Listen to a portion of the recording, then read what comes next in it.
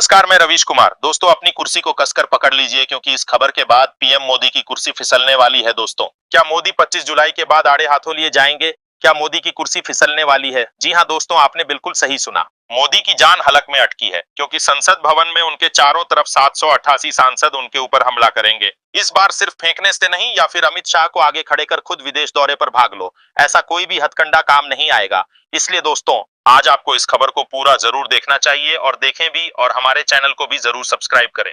दोस्तों, भारत की संसद अब बहस का मंच नहीं, सत्ता की तानाशाही का शो बन चुकी है। जब देश का प्रधानमंत्री युद्ध छेड़ता है लेकिन उसका अंत व्हाइट हाउस में होता है, तो सवाल संसद में नहीं, सड़कों पर उठने चाहिए। मोदी सरकार कहती है ऑपरेशन सिंदूर हुआ, पाकिस्तान के 11 ठिकाने तबाह हुए, लेकिन देश की जनता पूछ रही है फिर ट्रंप क्यों कह रहा है कि मैंने युद्ध रुकवाया? क्या भारत अब अमेरिका के इशारों पर युद्ध लड़ता है? जब पहलगाम में हमला होता है और सबूत गायब कर दिए जाते हैं, तो यह सिर्फ सुरक्षा में चूक नहीं, राजनीति में षड्यंत्र है। प्रधानमंत्री चुप हैं, सेना सवालों के घेरे में है और संसद में सरकार बौखलाई हुई है। सीडीएस खुद कह रहे हैं कि हमारे हथियार पुराने हैं, तो फिर युद्ध किस भरोसे छेड़ा गया? क्या 2024 के चुनाव से पहले देशभक्ति का लाइट एंड साउंड शो दिखाया गया था? और जब सवालों की बौछार हुई तो अचानक जातीय जनगणना का कार्ड खेल दिया गया। ना डाटा, ना प्लान, ना बजट, बस घोषणा कर दी और मीडिया में फेंक दिया कि देखिए हम सबके लिए काम कर रहे हैं। क्या यह अचानक हुआ या रणनीतिक तौर पर तय था? क्या यह पहलगाम हमले और पाकिस्तान से बातचीत से ध्यान भटकाने की कोशिश थी? और अगर जातीय जनगणना सच में जरूरी है तो क्यों अब तक रोकी गई?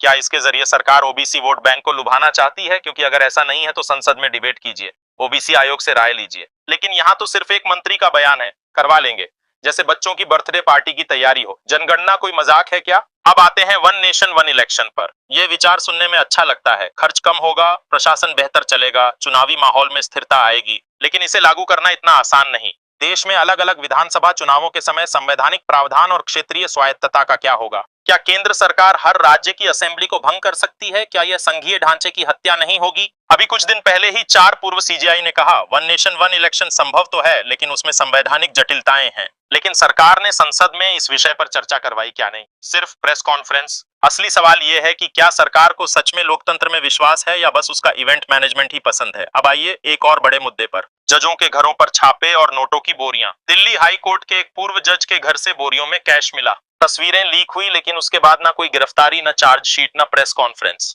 और जब सवालों की बौछार हुई तो अचानक जातीय जनगणना का कार्ड खेल दिया गया।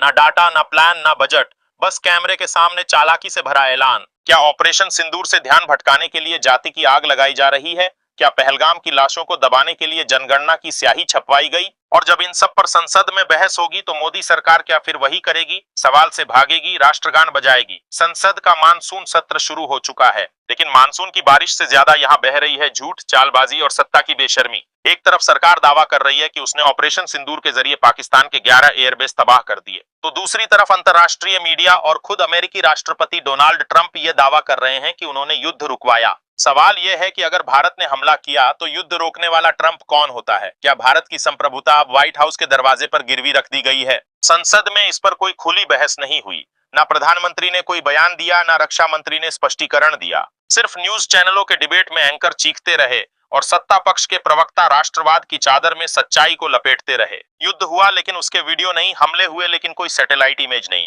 ऑपरेशन पूरा हुआ लेकिन पाकिस्तान ने अभी तक एक भी शव नहीं दिखाया। क्या यह युद्ध था या एक इवेंट? अब जरा ध्यान दीजिए, जिस दिन ऑपरेशन सिंदूर का समापन हुआ ठीक उसी दिन सरकार ने जातीय जनगणना का ऐलान कर दिया। अचानक ऐसा क्या हुआ कि जिन जातियों की गिनती पिछले 75 साल से रोकी जा रही थी, अब वह सरकार को राष्ट्रीय जरूरत लगने लगी? ना सर्वे का रोड मैप, ना फार्मूला, ना संसाधन तय।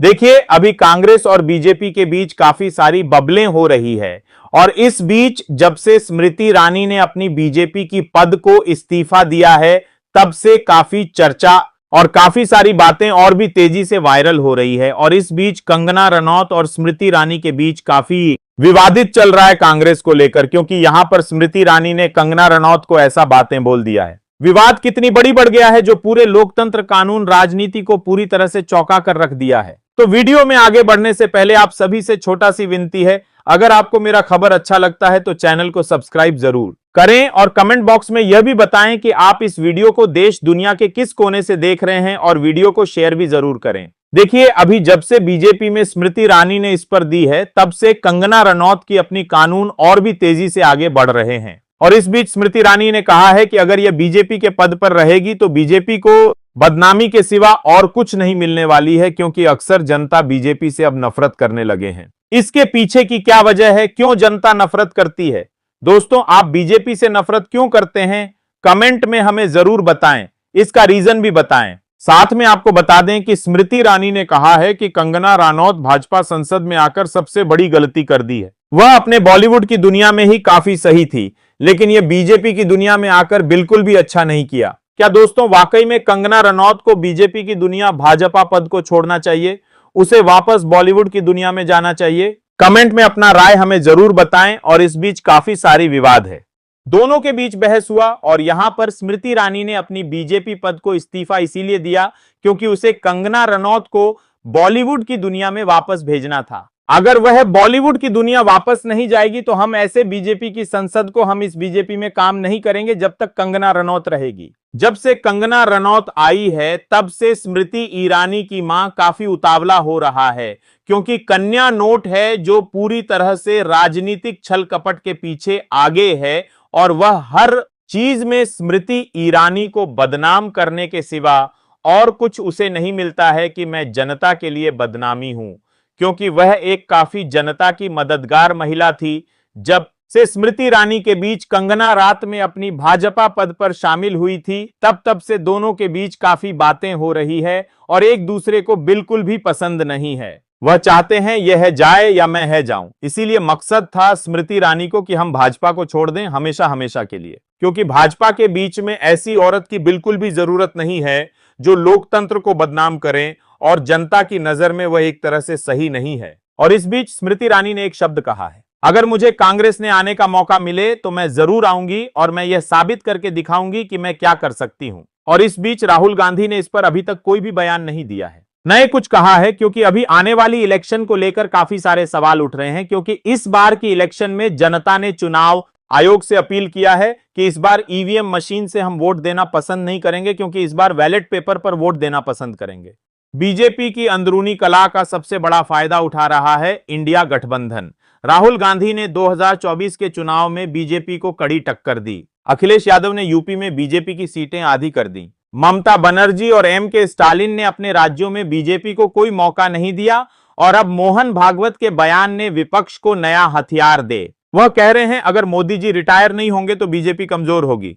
लेकिन सवाल यह है, क्या बीजेपी बिना मोदी जी के चल पाएगी? बीजेपी के पास योगी आदित्यनाथ जैसे चेहरे हैं, लेकिन क्या वह मोदी जी की जगह ले सकते हैं या फिर अमित शाह बनेंगे अगले पीएम? और अगर मोहन भागवत की बात मानी गई तो क्या बीजेपी में नई पीढ़ी को मौका मिलेगा, या फिर यह सब बस एक सियासी ड्रामा है जो 2019 के चुनावों से पहले खत्म हो जाएगा? खबर है कि मोदी रिटायर हुए तो नितिन गडकरी का प्रमोशन होगा। तो क्या मोदी के रिटायर होने का समय आ गया है? क्या 75 साल वाला नियम मोदी पर भी लागू हो गया है? यह सवाल इसीलिए क्योंकि दिल्ली में हुई हाई लेवल मीटिंग के बाद जहां एक तरफ आरएसएस प्रमुख मोहन भागवत ने भरे मंच से ऐलान किया है कि 75 का होने के बाद व्यक्ति को दूसरों को अवसर देना चाहिए, वहीं दूसरी तरफ मोदी शाह की नींव हिल गई है। तो भागवत के बयान पर अमित शाह ने राजनाथ सिंह पर क्या एक्शन लिया है, आगे आपको बताएंगे। प्रधानमंत्री बनने के ऑफर पर गडकरी ने क्या बयान दिया है,